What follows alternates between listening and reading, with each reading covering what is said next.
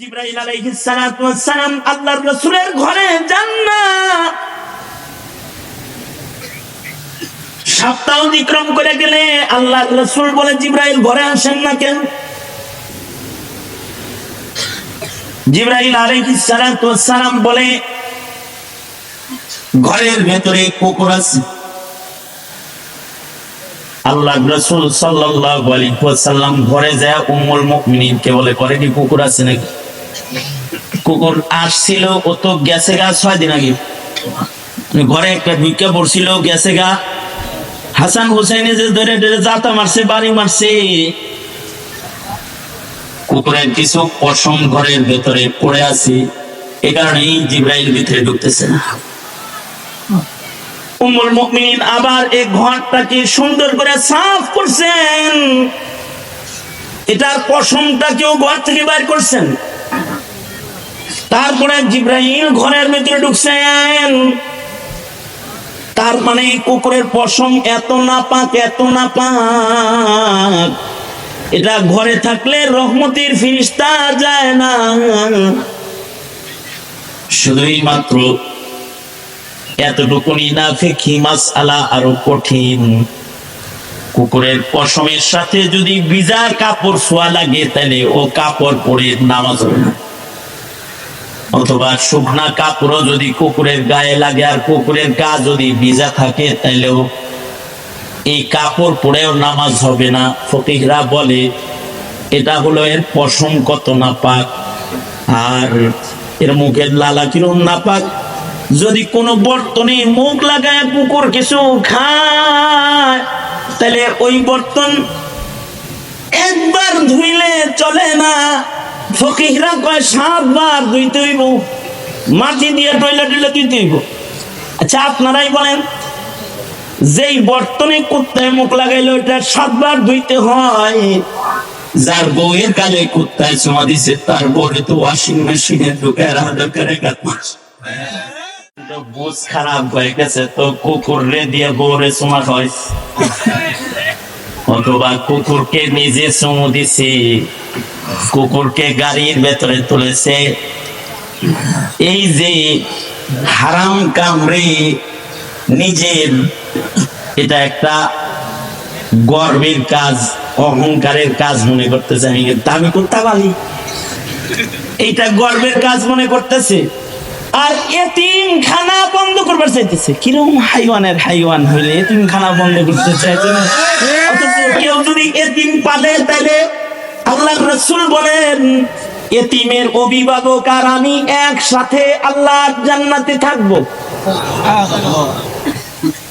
বুঝ খারাপ হয়ে গেছে তো এবার এতিমের উপরে করছে হামলা, আর কুকুরে বানাইছে নিজের কাছের আপন ফ্রেন্ড, বন্ধু, চলাফেরার সাথী। এই যে হালালকে হারাম বানাইলো আর হারামকে হালাল বানাইলো, এটা বুঝ নষ্ট হওয়ার কারণে। এমন যখন উম্মতের মিল্লাতের বুঝ যখন নষ্ট হয়ে যাবে, আল্লাহ তাআলা তখন কিয়ামত দিয়ে দিবে। কারণ বুঝ খারাপ যা তো জমিনে থাক, এটা আসমানের মালিক আল্লাহ চায় না। বুঝ খারাপ হয়ে গেলে এদেরকে হালাক করে দিবে, কিয়ামত হয়ে যাবে তখন। এইটা একটা বুঝ আমি আপনাদের সামনে অঙ্কের মতন পেশ করলাম। এই রকম বীজগণিত লাখ লাখ আছে, ঠিক না?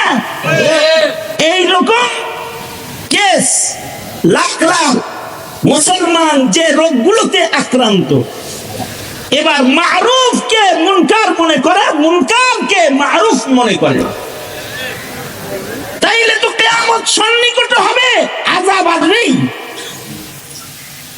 তাইলে আমাদের দায়িত্ব হলো আমাদের মুসলমানদের বুঝ যেন নষ্ট না হয়ে যায়, এটা আমাদের জিম্মাদারি। বুঝ যে ঠিক করবেন, কি দিয়ে ঠিক করবেন? বুঝ ঠিক করার যন্ত্র কি? বুঝ ঠিক করার যন্ত্র হলো ইলমে দ্বীন। বুঝ ঠিক করার যন্ত্র কি? ইলম বিতরণ করবেন তো জাতির বুঝ ভালো হবে, আর জাহালাত মূর্খতা ছড়াবে তো বুঝ নষ্ট হবে। অর্থাৎ দ্বীনি জ্ঞান পাবলিকের যত বাড়বে, পাবলিকের বুঝ তত উন্নত হবে। আর দ্বীনি জ্ঞান পাবলিকের যত কমবে, তত পাবলিকের বুঝ নষ্ট হবে। বুঝ নষ্ট হবে তো মুসলমানের ঘরে জন্ম দিবে, কিন্তু ঘর থেকে হবে নাস্তিক, বেঈমান, মুরতাদ, কাদিয়ানীর খাতায় যাবে তার নাম, কিন্তু মুসলমানের ঘরে কাজ জন্ম দিবে। কষ্ট হয়ে গেছে। এটা লা ইলমির কারণে, মূর্খতার কারণে, জাহালাতের কারণে। এখন উলামায়ে কেরাম আপনাদেরকে তাইলে বুঝ ঠিক করবে। উলামায়ে কেরাম দেশের কোন নবীরা দেশের ব্রিজ ঠিক করতে আসে নাই, রোড ঠিক করতে আসে নাই। হ্যাঁ, নবীরাও কাজগুলো করেছেন, ওটা খিদমতে খালক। কিন্তু নবীদের মৌলিক মিশন হলো মানুষের বুঝ ঠিক করা। নবী তো রাখবে না, তাহলে কিয়ামত পর্যন্ত এই মানুষের বুঝ ঠিক করবে কারা? বুঝ ঠিক করবে হলো তারা যাদের কাছে বুঝ ঠিক করার যন্ত্রপাতি আছে, ইলমে দ্বীন আছে। এখন এই ইলমে দ্বীন যেটা দ্বারা জাতির বুঝ ঠিক করা হবে, এইটার থেকে মুসলমানদেরকে দূরে সরানো, এটা হলো বিশ্ব কুফরি শক্তির ঐক্যবদ্ধ মিশন। এটা ঐক্যবদ্ধ মিশন যে মুমিনদের বুঝ নষ্ট করে দাও। আমি কিছু পর্যালোচনা করি আপনাদের সামনে। যেমন মনে করেন, আজ থেকে 30 বছর আগে মানুষ কি শিক্ষিত বেশি ছিল না মূর্খ বেশি ছিল? মূর্খ বেশি ছিল না? তথাপি আজ থেকে 30 বছর আগেও মানুষের বুঝ খারাপ ছিল না, বুঝ ভালো ছিল। মূর্খ ছিল কিন্তু হালালকে হালালই জানতো, হারামকে হারামই জানতো। কিন্তু এই 30 বছর পরে এখন আক্ষরিক জ্ঞানের মানুষ বেড়েছে বটে, কিন্তু বুঝ নষ্ট মানুষের সংখ্যা বেড়ে গেছে। শিক্ষা তো উন্নতি হয়েছে, বুঝের অবনতি কেন হলো? বুঝের অবনতি বিভিন্ন স্টাইলে করেছে কাফেররা। তার ভেতরে একটা স্টাইল হলো, আগের যুগের মানুষ মসজিদের কোণে, ঘরের কোণে বড় আলেম না হইলেও মক্তবের জ্ঞান হাসিল করত। কিন্তু লং টাইম, 2টা যুগ চলে গেল, 25-30 বছর হয়ে গেছে, এই বাংলাদেশে এই মক্তবের শিক্ষাটা ধীরে ধীরে জিরোতে চলে আসতেছে। কারণ সকাল বেলার স্কুল চালু করেছে ইংরেজদের দালাল দোসরেরা, স্কুল চালু করেছে। গেছি তার বাসায় যায় দেখি এত সুন্দর ফ্ল্যাট, কিন্তু তার বাসায় ছবি লাগানো এত বেশি যে ওই ঘরে ঢুকে থাকতে ভয় লাগতেছিল। যদি এই টাইমে আজরাইলে ধরে, তাইলে তো আজরাইলে রহমতের ফেরেশতা হয়ে আইব না, এই ঘরে অন্যরকম পজিশনে আইব। আমি জিজ্ঞাসা করি, এটা কার ছবি? কয় এইটা মেয়ের ছবি, কানাডায় থাকে। এটা ছেলের ছবি, আমেরিকায় থাকে। ওখানে দেখি না তো, ছবি দেখি বাস। সুন্দর সুন্দর ছবি, নাতির ছবি, নাতনির ছবি ঘরে ফ্রেম করে টানায় রাখছে। তাই বললাম, কোটি কোটি টাকা খরচ করে এই বাড়ি বানাইছেন, কত সুন্দর বাড়ি, কিন্তু ছবিগুলা লাগাইছেন রহমতের ফেরেশতা ঘরে ঢুকবে না। যার ঘরে ছবি থাকে, ছবি থাকলে ও ঘরে রহমতের ফেরেশতা ঢোকে না। ছবিগুলা নামান রাগের খালি ফতোয়া দেন, হে রাগ হয়েছে আমার উপরে, ফতোয়া দেন খালি। এলা আমার আপনজনদেরকে আমি দেখি, এইটাও অনুমোদিত না। এর বুঝ আসতেছে না।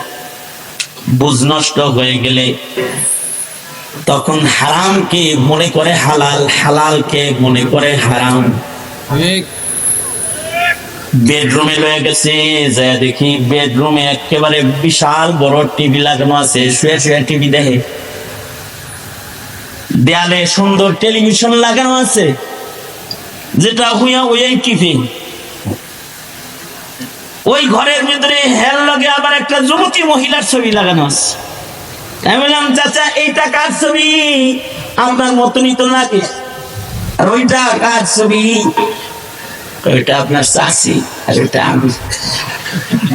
এই জোয়ান চাচির ছবি এখানে লাগায় রাখছেন কেন? কয় এটা অতীত স্মৃতি, অতীতে স্মৃতি চারণ করিয়ে তাই লাগায় রাখছে। এই স্মৃতি চারণ করলে তো খালি বিয়া করতে হয়েছে। কারণ চাচি আগে যেরকম সুন্দর ছিল, চামড়াগুলো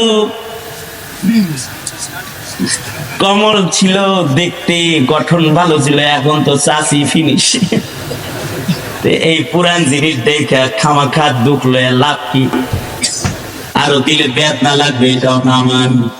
তার চেয়ে বড় কথা, এই ঘরে আপনি ঘুমান, এই ঘরে আপনি ঘুমায় থাকেন, এই ছবি থাকা অবস্থায় যদি রহমতের ফেরেশতা আপনার ঘরে ঢুকবে না, এমন হালতে যদি আজরাইল আপনার কাছে আসে, তাহলে তো ঈমান নিয়ে মৃত্যুবরণ করা কঠিন হয়ে যাবে। সঙ্গত কারণে এটা নামান। আমি এতই বললাম, কিছুই শুনলো না। এর কিছুদিন পরে আমি খবর পাইলাম উনি স্ট্রোক করছে।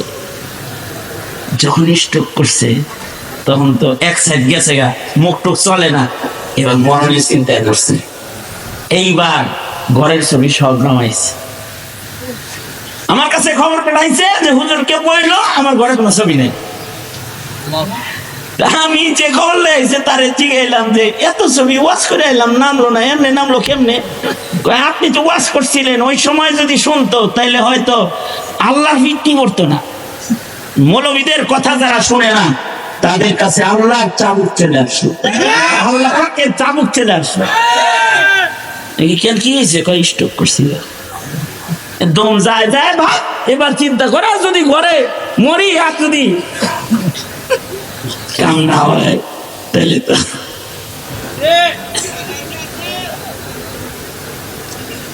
ওয়াজ একটা আছে আপনাদের কাছে, ফাইন ওয়াজ, শুনবেন ইনশাআল্লাহ। কিন্তু এর আগে আর একটা গল্প শুনেন। আরেক বাড়িতে গেছি, যা দেখি ওই বাড়িতে সুন্দর একটা কুকুর। আরেক দিনের ঘটনা আর কি, আমাকে দাওয়াত দিয়ে দিছে বাড়ি উদ্বোধন করবে।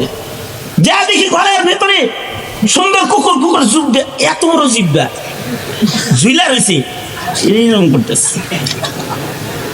এটা সুন্দর করে সাজিয়ে রেখেছে, কুকুরটা সাজানো, গলায় রশি আছে, বাচ্চারা ওর লগে খেলে। আমরা ফাইন কুকুর, তো কুকুর ফাইন হয় নাকি? ফাইন কুকুর। দাম কিরকম? 1.5 লাখের উপরে। আগে যেটা ছিল এটা 4 উপরে ছিল, ওটা মরে গেছে। 1.5 লাখ টাকার কুকুর, 1.5 লাখের উপরে দাম। আমার তো মাথায় আছে হাতে হারি কেন এটা শুই না, কারণ 1.5 লাখ টাকার কুত্তা হার ঘরে নিয়ে। আমাদের বাংলাদেশি কুত্তার অভাব আছে।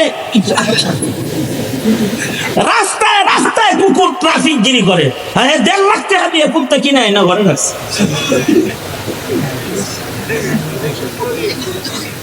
আমি তো একবার হেরে দেখি, একবার কুত্তা দেখি, আর চিন্তা করি কই আইলাম। কারণ একই হাদিস, যে ঘরে মূর্তি থাকবে ও ঘরেও রহমতের ফেরেশতা ঢুকবে না, ছবি থাকবে ঢুকবে না। একই হাদিসে কুকুরেরও কথা, কালবুন আলাদাসাবি, কুকুর থাকলেও রহমতের ফেরেশতা ঢুকবে না। কুকুর ঘরের ভিতরে রয়েছে, দামে তো আমি চিন্তা করতেছি, হায় রে আল্লাহ, আল্লাহ রে, মাল দিলি সব গাধারে। এই টাকাটা যদি একটা গরিবের দিতে আল্লাহ, তাহলে সে এই 1.5 লাখ টাকা দিয়া সে একটা বাড়ি করতে পারত।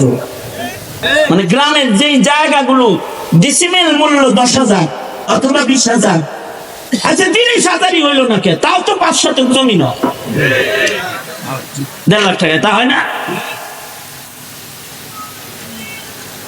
আর যদি কম দামি জায়গা হয় তাহলে অর্ধেক টাকায় জায়গা, অর্ধেক টাকায় ঘর। একটা রাস্তায় ঘুমান লাগে না, একটা বাড়ি রেডি হয় কুত্তার মূল্য দিয়ে। আমি তো এটাকে অবাক নেত্রে তাকিয়ে দেখতেছি, একবার হেরে দেখি, একবার হের কুত্তারে দেখি। এ তো চিন্তা করছে যে হুজুর আশ্চর্য হইতেছে। আমাকে আরো আশ্চর্যান্বিত করে বলতেছে, হুজুর এইটার দাম শুনেই আপনার এই অবস্থা, আর এইটার যে কসমেটিক্স আয়োজনটা আছে ওইটার বক্সের মূল্য 14-15,000 টাকা। কসমেটিক্স আয়োজন করছেন মানে এই যে বক্সের ভিতরে শ্যাম্পু আছে, লোশন আছে, কুকুরের নাকের ওই যে মেরিল আছে, ঠোঁটের পালিশ আছে, পা ফেটে গেলে লোশন দিতে হবে ওইটা আছে, এটা গোসল করাইলে পশমগুলো শুকাবে যেটা দিয়া, যাতে পশমগুলো নষ্ট না হয় এটা আছে, এটার পশমের ভেতরে সুন্দর তেল দিবে যেন চকচক চকচক করে এইটা আছে, সব আছে যেটার ভিতরে। ওই বক্সের দামই 14-15,000। আমি বললাম এত টাকা খরচ করে এই কুত্তা মেলার ফজিলত কি? সেটা বাচ্চাদের সাথে ফ্রেন্ডের মতো, ও বাচ্চাদের সাথে ফ্রেন্ডের মতো।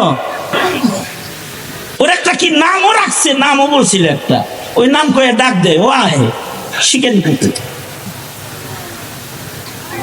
আমি বললাম বাচ্চায় খেলে, কয় শুধু বাচ্চায় খেলে না, এটা তো শিকারি কুকুর, এটা গাড়িতে ওঠে, বিবি সাহেবের কোলে ওঠে, আমাদের গাড়ি ওঠে। কি বুঝতে রে, এটা কোলে লয় বিবি সাহেবে, মানে এই সমস্ত শিকারি কুকুরের সাথে তো চুমাও দেয়, কুকুরের চুমাও খায়, বুঝলেন না এই কথাটা? এর চাইতে সামনে যাওয়ার যোগ্যতা কোনো মৌলবীর নাই, এই পর্যন্ত যাওয়ার যোগ্যতা আছে তাই এই পর্যন্ত গেলাম। চুমো খায়, চুমো লয়, অথচ কারে কোলে লইছে, কার চুমা খাইছে? যেই কুকুরের পশম ঘরে থাকলেও রহমতের ফিরিস্তা ঘরে প্রবেশ করে না। কুকুরের পশম ঘরে পড়ে থাকলে রহমতের ফিরিস্তা যান। হযরত জিবরাইল আলাইহিস সালাতু ওয়াস সালাম আল্লাহর রাসূলের ঘরে যান না। সপ্তাহ অতিক্রম করে গেলে আল্লাহর রাসূল বলে, জিবরাইল ঘরে আসেন না কেন? জিবরাইল আলাইহিস সালাতু ওয়াস সালাম বলে, ঘরের ভেতরে কুকুর আছে। আল্লাহর রাসূল সাল্লাল্লাহু আলাইহি ওয়াসাল্লাম ঘরে যায় উম্মুল মুমিনিনকে বলে, ঘরে কি কুকুর আছে নাকি? কুকুর আসছিল, ও তো গেছে গা 6 দিন আগে, ঘরে একটা ঢুকে পড়ছিল, গেছে গা। হাসান হুসাইনে যে ধরে ধরে জাতা মারছে, বাড়ি মারছে। কুকুরের কিছু পশম ঘরের ভেতরে পড়ে আছে, এই কারণেই জিবরাইল ভিতরে ঢুকতেছে না। উম্মুল মুমিনিন আবার এই ঘরটাকে সুন্দর করে সাফ করছেন, এটার পশমটাকেও ঘর থেকে বাইর করছেন। তারপরে জিবরাইল ঘরের ভেতরে ঢুকছেন। তার মানে কুকুরের পশম এত নাপাক, এত নাপাক, এটা ঘরে থাকলে রহমতের ফিরিস্তা যায় না। শুধুই মাত্র এতটুকুনি না, ফিকহি মাসআলা আরো কঠিন। কুকুরের পশমের সাথে যদি ভিজা কাপড় ছোঁয়া লাগে তাহলে ও কাপড় পরে নামাজ হবে না, অথবা শুকনা কাপড়ও যদি কুকুরের গায়ে লাগে আর কুকুরের গা যদি ভিজা থাকে তাহলেও এই কাপড় পরেও নামাজ হবে না। ফকিহরা বলে এটা হলো এর পশম কত নাপাক আর এর মুখের লালা কিরম নাপাক। যদি কোনো বর্তনে মুখ লাগায় কুকুর কিছু খায় তাহলে ওই বর্তন একবার ধুইলে চলে না, ফকিহরা কয় 7 বার ধুইতে হইব, মাটি দিয়ে টয়লেট ধুইতে হইব। আচ্ছা আপনারাই বলেন, যেই বর্তনে কুত্তায় মুখ লাগাইলো ওইটা 7 বার ধুইতে হয়, যার বউয়ের কালে কুত্তায় চুমা দিছে তার বউরে তো ওয়াশিং মেশিনে ঢুকে রাখা করে কাটমাস। বুঝ খারাপ হয়ে গেছে তো কুকুর রে দিয়ে বউরে চুমা খাওয়াই, অথবা কুকুরকে নিজে চুমু দিছে, কুকুরকে গাড়ির ভেতরে তুলেছে। এই যে হারাম কামড়ে নিজের, এটা একটা গর্বের কাজ, অহংকারের কাজ মনে করতেছে। আমি দামি কুত্তা পালি, এইটা গর্বের কাজ মনে করতেছে, আর এতিমখানা বন্ধ করবার চাইতেছে। কিরকম হাইওয়ানের হাইওয়ান হইলে এতিমখানা বন্ধ করতে চাইছে না? অথচ কেউ যদি এতিম পালে তাহলে আল্লাহর রাসূল বলেন এতিমের অভিভাবক আর আমি একসাথে আল্লাহর জান্নাতে থাকবো। বুঝ খারাপ হয়ে গেছে তো এবার এতিমের উপরে করছে হামলা, আর কুকুরে বানাইছে নিজের কাছের আপন ফ্রেন্ড, বন্ধু, চলাফেরার সাথী। এই যে হালালকে হারাম বানাইলো আর হারামকে হালাল বানাইলো, এটা বুঝ নষ্ট হওয়ার কারণে। এমন যখন উম্মতের মিল্লাতের বুঝ যখন নষ্ট হয়ে যাবে, আল্লাহ তাআলা তখন কিয়ামত দিয়ে দিবে। কারণ বুঝ খারাপ জাত জমিনে থাক, এটা আসমানের মালিক আল্লাহ চায় না। বুঝ খারাপ হয়ে গেলে এদেরকে হালাক করে দিবে, কিয়ামত হয়ে যাবে তখন। এইটা একটা বুঝ আমি আপনাদের সামনে অঙ্কের মতন পেশ করলাম। এই রকম বীজগণিত লাখ লাখ আছে, ঠিক না? এই রকম কেস লাখ লাখ মুসলমান যে রোগগুলোতে আক্রান্ত। এবার মারুফকে মুনকার মনে করে, মুনকারকে মারুফ মনে করে, তাইলে তো কিয়ামত সন্নিকট হবে, আযাব আসবেই। তাইলে আমাদের দায়িত্ব হলো আমাদের মুসলমানদের বুঝ যেন নষ্ট না হয়ে যায়, এটা আমাদের জিম্মাদারি। বুঝ যে ঠিক করবেন, কি দিয়ে ঠিক করবেন? বুঝ ঠিক করার যন্ত্র কি? বুঝ ঠিক করার যন্ত্র হলো ইলমে দ্বীন। বুঝ ঠিক করার যন্ত্র কি?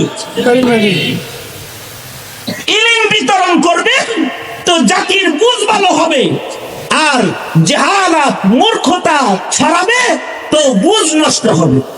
অর্থাৎ দ্বীনি জ্ঞান পাবলিকের যত বাড়বে, পাবলিকের বুঝ তত উন্নত হবে, আর দ্বীনি জ্ঞান পাবলিকের যত কমবে তত পাবলিকের বুঝ নষ্ট হবে। বুঝ নষ্ট হবে তো মুসলমানের ঘরে জন্ম নিবে, কিন্তু ঘর থেকে হবে নাস্তিক, বেঈমান, মুরতাদ, কাদিয়ানীর খাতায় যাবে তার নাম। মুসলমানের ঘরে কাজ জন্ম নষ্ট হয়ে গেছে। এটা লা ইলমির কারণে, মূর্খতার কারণে, জাহালাতের কারণে। এখন উলামায়ে কেরাম আপনাদেরকে তাইলে বুঝ ঠিক করবে। উলামায়ে কেরাম দেশের কোন নবীরা দেশের ব্রিজ ঠিক করতে আসে নাই, রোড ঠিক করতে আসে নাই। হ্যাঁ, নবীরাও কাজগুলো করেছেন, ওটা খিদমতে খালক। কিন্তু নবীদের মৌলিক মিশন হলো মানুষের বুঝ ঠিক করা। নবী তো রাখবে না, তাহলে কিয়ামত পর্যন্ত এই মানুষের বুঝ ঠিক করবে কারা? বুঝ ঠিক করবে হলো তারা যাদের কাছে বুঝ ঠিক করার যন্ত্রপাতি আছে, ইলমে দ্বীন আছে। এখন এই ইলমে দ্বীন যেটা দ্বারা জাতির বুঝ ঠিক করা হবে, এইটার থেকে মুসলমানদেরকে দূরে সরানো, এটা হলো বিশ্ব কুফরি শক্তির ঐক্যবদ্ধ মিশন। এটা ঐক্যবদ্ধ মিশন যে মুমিনদের বুঝ নষ্ট করে দাও। আমি কিছু পর্যালোচনা করি আপনাদের সামনে। যেমন মনে করেন আজ থেকে 30 বছর আগে মানুষ কি শিক্ষিত বেশি ছিল না মূর্খ বেশি ছিল? মূর্খ বেশি ছিল না? তথাপি আজ থেকে 30 বছর আগেও মানুষের বুঝ খারাপ ছিল না, বুঝ ভালো ছিল। মূর্খ ছিল কিন্তু হালালকে হালালই জানতো, হারামকে হারামই জানতো। কিন্তু এই 30 বছর পরে এখন আক্ষরিক জ্ঞানের মানুষ বেড়েছে বটে, কিন্তু বুঝ নষ্ট মানুষের সংখ্যা বেড়ে গেছে। শিক্ষা তো উন্নতি হয়েছে, বুঝের অবনতি কেন হলো? বুঝের অবনতি বিভিন্ন স্টাইলে করেছে কাফেররা। তার ভেতরে একটা স্টাইল হলো, আগের যুগের মানুষ মসজিদের কোণে, ঘরের কোণে বড় আলেম না হইলেও মক্তবের জ্ঞান হাসিল করত। কিন্তু লং টাইম, 2টা যুগ চলে গেল, 25-30 বছর হয়ে গেছে এই বাংলাদেশে এই মক্তবের শিক্ষাটা ধীরে ধীরে জিরোতে চলে আসতেছে।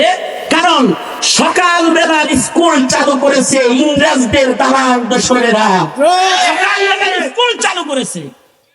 ফজরের আজানের সময় স্কুল খুলে আলা, যেই টাইমে আপনার ছেলে যে আলিফ বা তাসা পড়বে, অথবা সূরা ফাতিহা পড়বে, অথবা কালিমা 5 কালিমা মুখস্থ করবে, তাশাহুদ, দরুদ শরীফ, দোয়া মাসুরা এগুলো পড়বে, ঠিক ওই সময়ে আপনার সন্তানকে এবিসিডি পড়ানোর জন্য ইংলিশ মিডিয়াম স্কুলে নিয়ে যাওয়া হয়েছে। ভোরবেলায় হুজুরের কাছ থেকে সে আল্লাহ বিল্লাহর নাম শুনতো, এখন ইংরেজি স্কুলে যায় সকালবেলায় পিটিতে ঢোলের বাড়ির আওয়াজ শুনে, ঢোল শুনে। অথচ কানে যদি ভালো জিনিস যায় এটার একটা আসর আছে। এ কারণেই মুসলমান জন্মের পরেই তার ডান কানে ভালো জিনিস দেয়, বাম কানে ভালো জিনিস দেয়, ডান কানে আযান দেয়, বাম কানে আকামত দেয়। এই আওয়াজের একটা তাসির তার জীবনে পড়ে যায়। কিন্তু যার সকাল বেলায় শুনে ঢোলের বাড়ি, তার তো সারাদিনই উল্টা পাল্টা যায় স্বাভাবিক। এইটা হইতে হইতে আমাদের কি হয়েছে, সাধারণ মক্তবের পরেও আমাদের দেশের যেই মুসলমানটা ডাক্তার হতো, ইঞ্জিনিয়ার হতো, অ্যাডভোকেট হতো, সেই মুসলমানটা নাস্তিক হতো না, মুরতাদ হতো না। আর এই জমানায় এসে দেখলাম পাল্টে গেছে। এই জমানায় এসে দেখলাম মক্তবের শিক্ষা থেকে বঞ্চিত হওয়ার কারণে সে কলেজে যাওয়ার আগে ইংরেজিতে পটু পার্টনার হওয়ার পরেও তার মূর্খতার কারণে সে কলেজের বারান্দায় গিয়ে নাস্তিকদেরকে, মুরতাদদেরকে বন্ধু বানায় ফেলেছে, নিজের পয়গম্বরকে গালি দিয়ে দিয়েছে। কথা বলেন ঠিক না ঠিক? বলেন, পয়গম্বরকে গালি দিয়েছে। এখন ভার্সিটির বাচ্চারা অধিক পরিমাণে নাস্তিক্যবাদে বিশ্বাসী হয়ে যাচ্ছে। তারা আখিরাত মানে জানে না, কবর আযাব মানে জানে না, কারণ তাদের প্রাথমিক মক্তবের শিক্ষাটুকুনো তাদের নাই। হাফিজ হুজুর রহমতুল্লাহ আলাইহি উনি বটগাছ মার্কায় নিয়ে ইলেকশন করেছিলেন, সেই 80-র দশকের কথা। ওই সময় যে বটগাছ মার্কায় উনি ইলেকশন করেছিলেন, এই ইলেকশনের সময় নেতারা তো বিভিন্ন কিছু বলে, আর উনি এরশাদ সরকারের বিরুদ্ধে দাঁড়াইছে বটগাছ লইয়া। প্রেসিডেন্ট হবেন হাফিজি, মোহাম্মদুল্লাহ হাফিজি। উনার নির্বাচনী ইশতেহার ছিল যে আমি হাফিজি যদি প্রেসিডেন্ট হইতে পারি তাইলে 68,000 গ্রামে 68,000 মক্তব করে দেব। 68,000 গ্রামে 68,000 মক্তব করে দিবে, এটা ওনার নির্বাচনী ইশতেহার। আরে যারা সরকার প্রধান হবে তারা রকমারি স্টাইলের, তারা বিভিন্ন ধরনের দেশের উন্নতির স্লোগান দিয়া ভোট চায়। আর হাফিজি ভোট চাইছে হলো যে আমি 68,000 গ্রামে 68,000 মক্তব মাদ্রাসা করব, এইটা বইলা ভোট চাইছে। কারণ হাফিজি হুজুর জানতেন যে এইটা 17 কোটি মুসলমানের দেশ, এই দেশের মুসলমানদের ঈমান হরণ করার জন্য, এই দেশের মুসলমানদের ঈমানকে চুরি করে তাদের সিনায় নাস্তিকতা আর কুফরির বীজ বপন করার জন্য সারা দুনিয়ার কুফরি শক্তি এক সময় এক হয়ে যাবে। ওই সময় এই মিল্লাতকে কুফর থেকে বাঁচাইবার জন্য ইলমে দ্বীনের আলোর জরুরত রয়েছে।